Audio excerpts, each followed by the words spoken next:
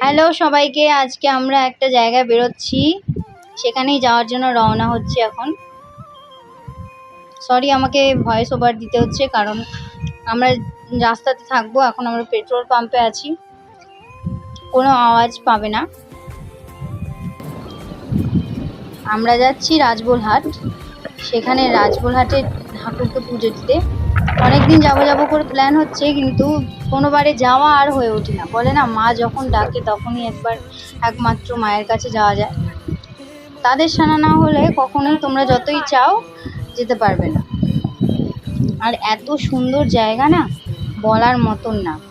কি সুন্দর যে দৃশ্যগুলো, এদিকেও সবুজ ওদিকেও সবুজ, আকাশটাও কি সুন্দর, মানে সেই লাগছিল একদম। কোনো কিছু ঝামেলাই নেই, ফাঁকা রাস্তায় শুধু গাড়ি চালিয়ে যাচ্ছি, ভীষণ আনন্দ হচ্ছে। এটাই পৌঁছে গেছি। এখানে হচ্ছে ঠাকুরের পুকুর, এটা যে আমার ছেলে, এটা ঠাকুরের মন্দির। ঠাকুরের মন্দিরটা ভীষণ সুন্দর। ওখানে গেলে না, ঠাকুরের মন্দিরে একটা আলাদাই শান্তি অনুভব হয়। এখানে অনেক ভোলে বাবার মন্দির আছে। এই যে আমাদের রাজবোলহাটের মা। আজকে অবশ্য সোমবার, ভালো দিনেই আমরা গেছিলাম পুজো দিতে। ভোলে বাবারও পুজো হয়ে গেছে, খুব শান্তি লাগলো।